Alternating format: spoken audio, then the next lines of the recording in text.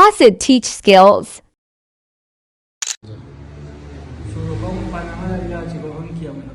السلام عليكم دوستانو زي ما اسد او تاسو ګورئ زموږ د یوټیوب چینل اسد ټی سکلز نن ټاپک چې کوم دی هغه نن زموږ پنځم لیکچر دی او هغه موږ بیانو په نوټپیډ سره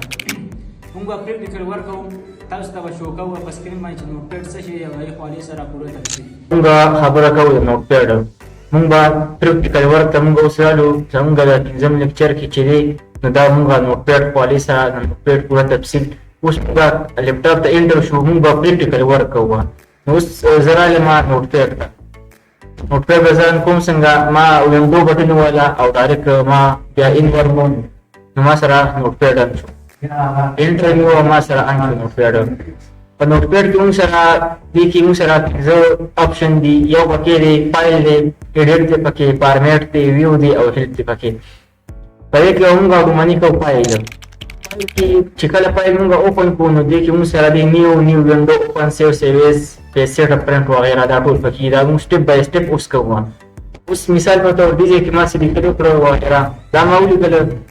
او زه ما چې زه اوس دا فایل ته بخښم په فایل کې موږ سره نیو دی نیو شارټکټ ما سره دی کنټرول ان کنټرول لکه زه په سکرین باندې ولاړ یم ډایرکټ کوم زه ان کوي شم کنټرول ان چې ما سره یو نوی پیج ان کیږي او زه دې نه کوم چې تاسو ته په سکرین باندې ښکاري ما دې جنا نیو وو نو اوس ما ته وایي چې ته چې کوم ستاسو فایل دی نه نوټپیډ دی په دې کې چې کوم تا لیکل کړي دا ته سیو کې یا نه سیو کې بل خو دا کې خدا باندې چې کوم دی پریزنټ دا ته سیو کې یا ډوم سیو کې کینسل نو دا د موږ ولې ډوم سیو موږ نه سیو کوو نو ما سره اوس دویم نوټپیډ اچو نو ته په څنګه لګي لکه مثال په تور دې کې ما یو پیج دا نوم ورکوم یو پیج دا دې پیج دا ما نوم ورکوم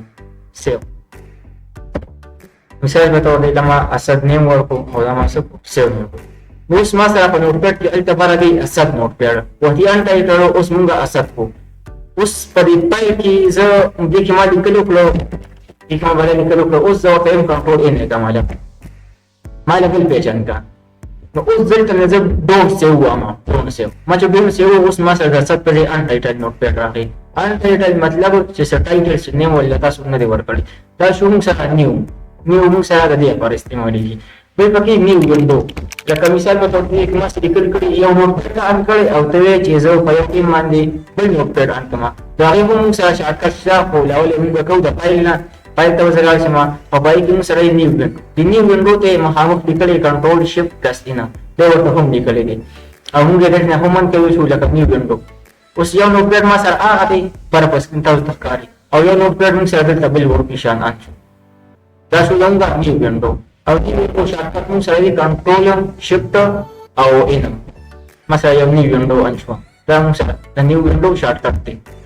بیا پکې موږ سره اوپن